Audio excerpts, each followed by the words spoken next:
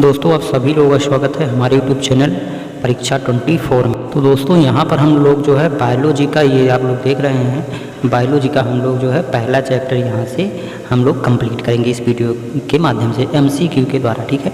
तो यहाँ पर जो भी क्वेश्चन होंगे वन लाइनर क्वेश्चन होंगे और ये पहले चैप्टर के क्वेश्चन होंगे। तो ये बहुत ही जो है इम्पॉर्टेंट क्वेश्चन होने वाले हैं आप लोगों की परीक्षा के लिए। आप लोग यहाँ से UP TET, C TET, super TET और भी जितने भी यूपी की परीक्षा हैं उनकी तैयारी, या आप जो भी नॉर्मल परीक्षाएँ होती हैं उनकी तैयारी आप हमारे इस परीक्षा 24 यूट्यूब चैनल के माध्यम से बहुत ईजी स्टेप में कर पाएंगे। तो इस वीडियो में हम लोग केवल बायोलॉजी का जो है बायोलॉजी चैप्टर हम लोग पढ़ेंगे, बायोलॉजी सब्जेक्ट पढ़ेंगे और हम जो है इस बायोलॉजी का जो है पूरा ट्यूटोरियल स्टार्ट किए हैं, पूरा जो है इसको स्टार्ट किया इस कोर्स को, और आप लोग फ्री में पढ़ सकते हैं बिना किसी चार्ज दिए, ठीक है। तो आपसे रिक्वेस्ट करता हूं कि अगर आपने अभी तक हमारे यूट्यूब चैनल को सब्सक्राइब नहीं किया है तो सबसे पहले सब्सक्राइब कर लीजिए और साथ में बेल आइकन के बटन को भी प्रेस कीजिएगा। तो यहाँ पर हम लोग क्या पढ़ेंगे, हम लोग जो है सबसे पहले MCQ, ठीक है, मोस्ट इम्पॉर्टेंट क्वेश्चन यहाँ पर पढ़ने वाले हैं जो आपकी परीक्षा में बहुत ही उपयोगी होने वाला है। तो आप लोगों से एक रिक्वेस्ट है कि आप लोग जो है अपना कलम कॉपी जो है नोट्स बनाते रहें हमारे साथ साथ, ताकि आप लोगों का बहुत अच्छे तरीके से सब कुछ तैयार हो जाए। तो आप लोग सबसे पहले हमारे YouTube चैनल को अभी तक सब्सक्राइब नहीं किया है तो सब्सक्राइब कर लीजिए, ताकि यहाँ से आप लोगों को फ्री में सब कुछ मिलता रहे, और साथ में बेल आइकन का नोटिफिकेशन भी दबा लीजिएगा। तो आइए वीडियो को शुरू करते हैं। तो ये देख लीजिए यहाँ पर आपको क्या है कि इसमें सबसे पहले हम बायोलॉजी के फर्स्ट चैप्टर में जो है अबाउट बायोलॉजी के बारे में पढ़ेंगे, ठीक है। फिर उसके बारे में ब्रांचेज हम पढ़ेंगे, इसका कितने ब्रांच है बायोलॉजी का, ठीक है। और फिर हम लोग पढ़ेंगे इसमें ह्यूमन बॉडी, ठीक है, और स्टार्ट न्यू चैप्टर उसके बाद होगा। तो ये पहले चैप्टर में हम अबाउट चैप्टर पढ़ेंगे, मतलब अबाउट बायोलॉजी के बारे में पढ़ेंगे, ब्रांचेज पढ़ेंगे और ह्यूमन बॉडी ऑर्गन सिस्टम पढ़ेंगे, ठीक है। तो ये चीज़ हम लोग पढ़ेंगे इस चैप्टर में। तो आइए हम लोग जो है यहाँ से शुरू करते हैं। विज्ञान की वह शाखा, ठीक है, विज्ञान की वह शाखा जिसमें जीवधारियों का अध्ययन किया जाता है उसे क्या कहते हैं। तो विज्ञान की वह शाखा जिसमें जीवधारियों का अध्ययन किया जाता है उसको क्या कहते हैं, तो उसको हम लोग जीव विज्ञान कहते हैं, ठीक है। जंतु विज्ञान नहीं, और जो है इसका आंसर सस्य विज्ञान नहीं होगा, वनस्पति विज्ञान भी नहीं होगा। तो जीवधारियों का अध्ययन जिसमें किया जाता है उस विज्ञान को हम जीव विज्ञान कहते हैं, ठीक है। दूसरा शब्द है यहाँ पे जीव विज्ञान शब्द का प्रयोग। तो दूसरा क्वेश्चन है जीव विज्ञान शब्द का प्रयोग सर्वप्रथम किस वैज्ञानिक ने किया, ठीक है। तो जीव विज्ञान शब्द का प्रयोग सर्वप्रथम किस वैज्ञानिक ने किया, ये चीज़ आपको पता होना चाहिए। तो यहाँ पर लैमार्क और ट्रेवे, मतलब ट्रेवेरेनस नहीं है, यहाँ ट्रेवीरेनस होना चाहिए, ठीक है, ट्रेवीरेनस। तो 1 और 2 ये वाला ऑप्शन आपका सही होगा। और इन्होंने जो है कब इसकी जो है इस शब्द का प्रयोग किया था, तो इस शब्द का प्रयोग जो है ये 1802 ईस्वी में किया था। आप लोग साथ में इस नोट्स को भी लिखते रहेंगे, ठीक है। हम आइए तीसरे क्वेश्चन पर चलते हैं। जीव विज्ञान शब्द का प्रयोग कब हुआ था, तो ये क्वेश्चन आ गया, जीव विज्ञान शब्द का प्रयोग सर्वप्रथम कब हुआ था, यानी किस सन में हुआ था, किस ईस्वी में हुआ था। तो जीव विज्ञान का शब्द जो है वो 1802 ईस्वी में हुआ था, जैसा कि अभी हमने आपको बताया है, ठीक है। तो हम आते हैं चौथे क्वेश्चन पे। निम्नलिखित में से जीव विज्ञान की शाखाएं हैं। तो जीव विज्ञान की कितनी शाखाएं हैं, कितने ब्रांच हैं बायोलॉजी के, तो जीव विज्ञान के जितने भी ब्रांच हैं उनके बारे में हम जान लेते हैं। तो जीव विज्ञान का जो ब्रांच है वो जो है 2 ब्रांच है, 1 और 2 नंबर का, ठीक है, जंतु विज्ञान और वनस्पति विज्ञान। जंतु विज्ञान को हम लोग इंग्लिश में कहते हैं जूलॉजी, और जो है वनस्पति विज्ञान को हम लोग बॉटनी कहते हैं, ठीक है। तो जूलॉजी और बॉटनी ये जो है जीव विज्ञान की 2 शाखाएँ हैं। हम लोग तीसरे नंबर पे बात करते हैं, यहाँ पे जंतु विज्ञान के पिता, तो फादर्स ऑफ जूलॉजी। तो फादर्स ऑफ जूलॉजी जो हैं ये कौन है, तो फादर्स ऑफ जूलॉजी एरोस्टल है, ठीक है, एरोस्टल फादर्स ऑफ जूलॉजी। तो जंतु विज्ञान के पिता जो हैं वो एरोस्टल हैं। इनकी पुस्तक भी है एक, तो इनकी जो पुस्तक है वो बहुत प्रसिद्ध पुस्तक है, हिस्टोरिया एनिमिलियम, ठीक है, हिस्टोरिया एनिमिलियम, ये बहुत ही प्रसिद्ध पुस्तक है एरोस्टल की। तो एरोस्टल जंतु विज्ञान के पिता हैं और इनकी जो पुस्तक है वो हिस्टोरिया एनिमिलियम है, ठीक है। अब हम वनस्पति विज्ञान के पिता कौन है ये चीज़ यहाँ पर हम लोग देख लेते हैं। तो वनस्पति विज्ञान के पिता फादर्स ऑफ बॉटनी, मतलब फादर्स ऑफ क्या कहते हैं बॉटनी, वनस्पति विज्ञान के पिता, ठीक है। तो वनस्पति विज्ञान के पिता कौन है ये यहाँ पे हम लोग देख लेते हैं। वनस्पति विज्ञान के पिता जो है थियोफ्रेटस जो ये बॉटनी के फादर्स हैं। तो फादर ऑफ बॉटनी थियोफ्रेटस, इनकी जो पुस्तक है वो हिस्टोरिया प्लेटेनम है, ठीक है। तो हिस्टोरिया प्लेटेनम इनकी पुस्तक है। और सब लोग यहाँ पढ़ते हैं क्या, कोशिकाओं की उत्पत्ति, ठीक है, यहाँ पर नई कोशिकाओं की उत्पत्ति पुरानी कोशिकाओं से होती है।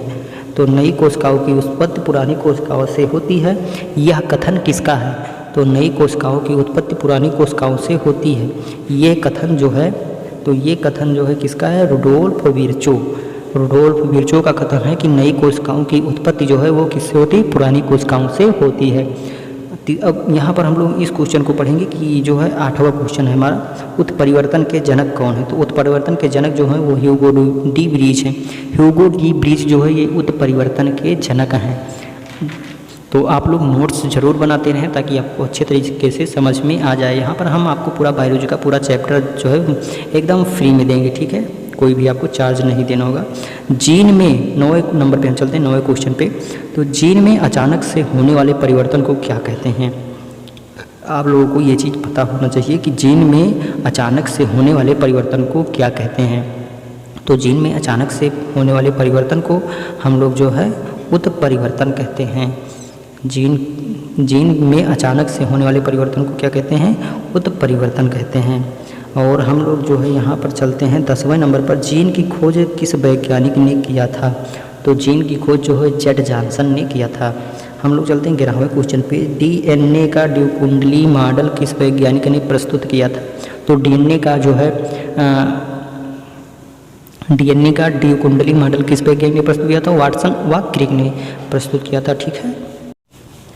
अब यहाँ पर हम लोगों ने जो है 11 नंबर तक कंप्लीट कर लिया कि डीएनए का जो है द्विकुंडली मॉडल किस वैज्ञानिक ने प्रस्तुत किया था? तो वाटसन व क्रिक ने प्रस्तुत किया था। डीएनए का जो फुल फॉर्म होता है वो डीऑक्सीराइबोज न्यूक्लिक एसिड होता है, ठीक है। तो हम लोग अब चलते हैं अपने 12वें नंबर क्वेश्चन पर। कोशिका सिद्धांत का प्रतिपादन, ठीक है। तो कोशिका सिद्धांत का प्रतिपादन जो है किस वैज्ञानिक ने दिया? तो कोशिका सिद्धांत का प्रतिपादन जो है स्लाइडेन ने दिया, ठीक है। तो स्लाइडेन एवं स्वान ने 1838 ईस्वी में।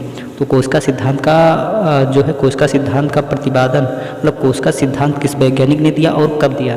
तो कोशिका सिद्धांत जो है स्लाइडेन एवं स्वान ने 1838 ईस्वी में दिया। तो स्लाइडेन आप लोगों को हम बताना चाहते हैं इस तरीके से लिखा जाएगा, ठीक है। तो ये चीज़ आप ध्यान में रखेंगे, इस तरीके से होगा स्लाइडेन, ठीक है। ये इस तरीके से होगा स्लाइडेन एवं स्वान, ठीक है। तो स्लाइडेन एवं स्वान ने 1838 ईस्वी में इसका जो है इस सिद्धांत मतलब इस सिद्धांत को दिया था। स्लाइडेन एवं स्वान ने 1838 ईस्वी में इस सिद्धांत को दिया था। अब हम लोग बात करते हैं यहाँ पर जो है 13 नंबर क्वेश्चन की। एक जीन एक एंजाइम का सिद्धांत किस वैज्ञानिक ने दिया? एक जीन एक एंजाइम का सिद्धांत किस वैज्ञानिक ने दिया? तो एक जीन एक एंजाइम का सिद्धांत जो है बीटल व टैटम ने दिया। हम लोग चलते हैं 14 नंबर क्वेश्चन की तरफ। जैव उत्प्रेरक और खाद्य पदार्थों के पाचन में सहायक होते हैं। तो जैव उत्प्रेरक, ठीक है, जैव उत्प्रेरक और खाद्य पदार्थों के पाचन में कौन सहायक होते हैं?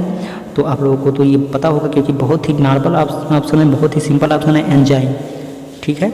जैव उत्प्रेरक और खाद्य पदार्थों के पाचन में जो सहायक होते हैं उन्हें हम लोग क्या कहते हैं? एंजाइम कहते हैं। हम लोग जो है बात करते हैं इस क्वेश्चन नंबर 15 की। ऊतकों के अध्ययन के लिए हिस्टोलॉजी की स्थापना किस वैज्ञानिक ने की थी? तो सबसे पहले आप लोग जान लीजिए जिस ऊतकों का अध्ययन मतलब ऊतकों का अध्ययन हिस्टोलॉजी के अंतर्गत किया जाता है। तो हिस्टोलॉजी के अंतर्गत जो है ऊतकों का अध्ययन किया जाता है। और हिस्टोलॉजी की स्थापना किस वैज्ञानिक ने की? तो हिस्टोलॉजी की स्थापना जो है मार्सेलो मैल्पीही ने की, ठीक है। तो मार्सेलो मैल्पीही ने ऊतकों के अध्ययन के लिए हिस्टोलॉजी की स्थापना की। अब हम लोग चलते हैं क्वेश्चन नंबर 16 पे, क्वेश्चन नंबर 16, ठीक है। तो इसमें क्या है? इसमें जैव विकास के संबंध में सर्वप्रथम अपना मत किस वैज्ञानिक ने प्रस्तुत किया? जैव विकास के संबंध में सर्वप्रथम अपना मत किस वैज्ञानिक ने प्रस्तुत किया? तो ये आप लोग जान लीजिए कि जैव विकास के संबंध में सर्वप्रथम अपना मत जो है वो लैमार्क ने प्रस्तुत किया था। चार्ल्स डार्विन का सिद्धांत क्या है? तो योग्यता की उत्तरजीविता प्राकृतिक चयनवाद, यानी कि योग्यता की उत्तरजीविता प्राकृतिक चयनवाद, ये सिद्धांत किस वैज्ञानिक ने दिया? जो चार्ल्स डार्विन ने योग्यता की उत्तरजीविता और प्राकृतिक चयनवाद का सिद्धांत दिया, ठीक है, जैसा कि यहाँ पे लिखा हुआ है। हम लोग जो है 18 नंबर क्वेश्चन पर चलते हैं। तो 18 नंबर क्वेश्चन, चिकित्सा विज्ञान के जनक कौन हैं? ठीक है। चिकित्सा विज्ञान के जनक कौन है? फादर्स ऑफ मेडिकल साइंस, यानी मेडिकल साइंस के जनक कौन है? Fathers of medical science. तो इसके जनक जो हैं वो हिप्पोक्रेटस हैं, हिप्पोक्रेटस। ये चीज़ आपको पता होना चाहिए, ठीक है। ये सब बहुत ही नॉर्मल ऑप्शन है, बहुत ही नॉर्मल क्वेश्चन है। हमने 18 क्वेश्चन इस वीडियो में कंप्लीट कराया है। हम एक चीज़ आपको यहाँ पर और बताना चाहते हैं कि ये जो लैमार्क का जो है ये प्रस्तुत इन्होंने किया था, जो भी सिद्धांत वगैरह जो भी इनका है, तो इसमें इन्होंने जैव विकास के संबंध में सर्वप्रथम अपना मत प्रस्तुत किया, ठीक है। तो यहाँ पर हमने अभी आपको बताया कि जैव विकास के संबंध में सर्वप्रथम अपना मत किस वैज्ञानिक ने प्रस्तुत किया? तो लैमार्क ने प्रस्तुत किया। और इन्होंने जंतुओं के विकास से संबंधित उपार्जित लक्षणों की वंशागति, अंगों का उपयोग और अनुप्रयोग, अर्थात आप लोग समझिए कि उपार्जित लक्षणों की वंशागति, अंगों का उपयोग और अनुप्रयोग यानी वातावरण का सीधा प्रभाव, ठीक है। तो इन्होंने लैमार्क ने प्रस्तुत किया था ये चीज़। अब हम लोग जो है नेक्स्ट वीडियो में आपको पढ़ाएंगे, आप लोग जो है जीव विज्ञान की शाखा यानी ब्रांचेज ऑफ बायोलॉजी हम लोग पढ़ेंगे। इसकी कितनी मतलब ब्रांचेज हैं, यानी कोशिकाओं का अध्ययन, ऊतकों का अध्ययन, रुधिर का अध्ययन, कि इन सब का अध्ययन किसके अंतर्गत किया जाता है? शिलालेखों का अध्ययन, शैवालों का अध्ययन, कोकों का अध्ययन, विषाणुओं का अध्ययन, ये सब हम लोग इसमें पढ़ेंगे। तो अगर आपको ये वीडियो अच्छा लगा तो प्लीज़ लाइक कीजिएगा। आप हमारे यूट्यूब चैनल पर जो है फ्री में तैयारी कर सकते हैं किसी भी परीक्षा की।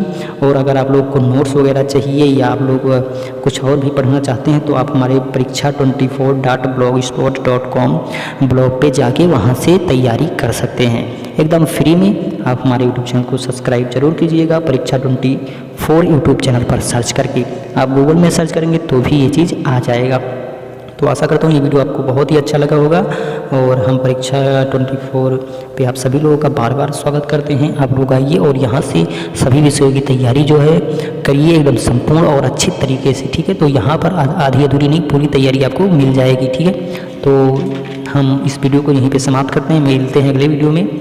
और तब तक के लिए जय हिंद। आप लोगों के लिए बेस्ट ऑप्शन मैं यहाँ पे दूंगा, फालतू क्वेश्चन आप लोगों को एक भी नहीं दूंगा। जो भी आपके एग्जाम के दृष्टिकोण से महत्वपूर्ण होगा वही क्वेश्चन मैं यहाँ पर आपको देने वाला हूँ। तो आइए मिलते हैं अगले वीडियो में, तब तक के लिए जय हिंद। आप लोग अपना ख्याल रखिएगा।